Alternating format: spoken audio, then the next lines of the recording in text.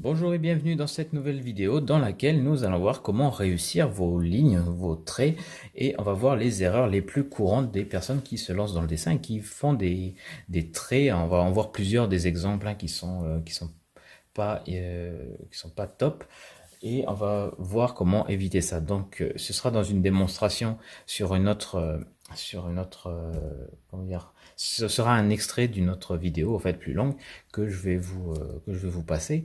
Donc ouais, parce que j'ai enregistré ça il y a quelques temps et que je décide de mettre sur YouTube. Normalement, c'est complètement privé, mais voilà, aujourd'hui, eh bien, elle sera publiée sur YouTube. Et juste avant de vous la montrer, n'hésitez pas à vous abonner à ma chaîne YouTube en cliquant sur le bouton rouge qui se trouve en bas de la vidéo. Comme ça, vous serez sûr de ne manquer aucune de mes publications. Et moi, je vous retrouve tout de suite donc avec la leçon sur comment réussir ces traits.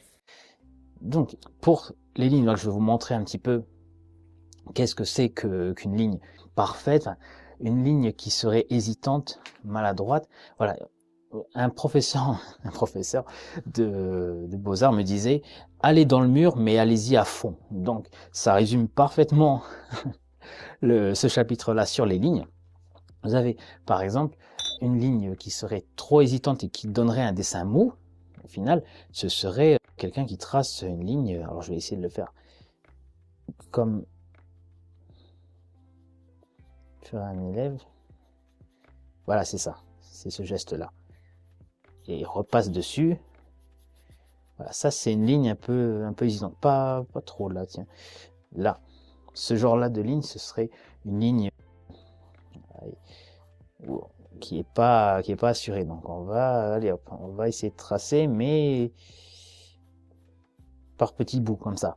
Vous voyez, et ça montre en fait un état d'esprit qui n'est pas volontaire, qui n'est pas confiant. Et du coup, voilà, ça se ressent dans le dessin. Donc on va éviter de tracer les lignes comme ça. Après, un peu mieux, il y a quand même ce genre de ligne là. Donc, voilà. Donc là, c'est bien parce que il y a une direction, puis ensuite, hop, on a vu peut-être que le point d'arrivée il était là et c'est ce qu'on voulait, mais on est parti comme ça. Hein. Du coup, on a piqué. Du coup, c'est mieux, ça montre quand même là parce que c'est régulier, hop, et puis ensuite on descend. Ça montre quand même que on avait une volonté de départ. Voilà, il y avait une certaine impulsion. Du coup, c'est mieux. Après, l'idéal, c'est quand même d'avoir notre point d'arrivée qui est là, et puis, et hop. Vous voyez? Et hop. Donc, c'est bien que j'ai pris ce crayon-là parce que on le voit encore mieux. Ce qui va faire que votre trait, il a une énergie, c'est d'avoir justement vous voyez, cette valeur-là, on a notre appui ici. Il y a plusieurs hein, intensités de, de pression. On a un appui là. Là, c'est quelque chose de régulier et hop, vous voyez, plutôt que de faire ce qui est bien aussi, mais simplement ça donne quelque chose de très structuré, de trop propre. Donc peut-être pas avec ce crayon-là, peut-être avec quelque chose comme ça. Là, on verrait moins les imperfections, du coup. Encore que non. Voilà. Quelque chose de très régulier, très propre comme ça. Ça donne un effet voilà, trop rigide, trop calculé.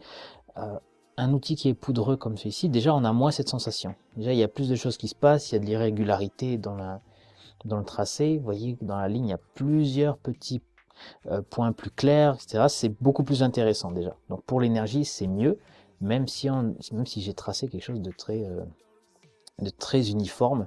J'ai essayé en tout cas avec ça. Donc c'est déjà plus intéressant. Mais le plus intéressant c'est lorsque vous projetez comme ça, hop. Là, c'est encore mieux.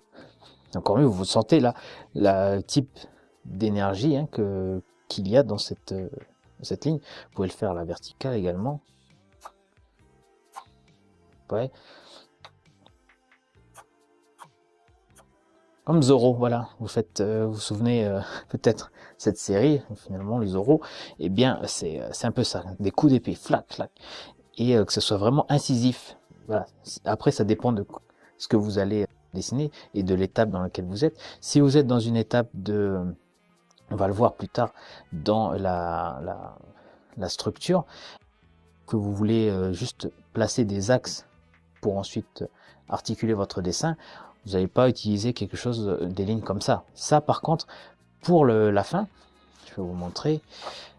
Donc voilà pour cette technique, j'espère que ça vous va, que ça vous a plu. N'hésitez pas à regarder vos dessins et voyez quelles erreurs vous avez faites, et puis à essayer d'appliquer les conseils que je vous donne de manière à ce que vos traits soient plus percutants, plus dynamiques, plus assurés et qu'ils soient plus jolis, qu'ils fassent plus pro. Donc voilà pour cette vidéo. Comme d'habitude, cliquez sur j'aime si vous avez aimé, puis cliquez sur je n'aime pas si vous n'aimez pas. Et en complément, vous pouvez regarder dans la description les programmes que je propose pour les débutants pour se lancer dans le dessin tranquillement.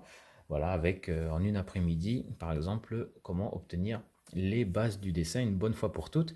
Donc c'est une formation pas à pas avec un feuillet et des textes, avec un texte à trous à remplir. Et puis des petits exercices de 2-3 minutes à faire pendant que je parle. Donc voilà, c'est un truc vraiment fait pour les débutants. Je vous encourage à regarder dans la description, voir si ça vous va. Et ben voilà, c'est tout ce que j'avais à dire. Merci de votre attention et je vous dis à très bientôt pour une prochaine vidéo. Ciao, ciao.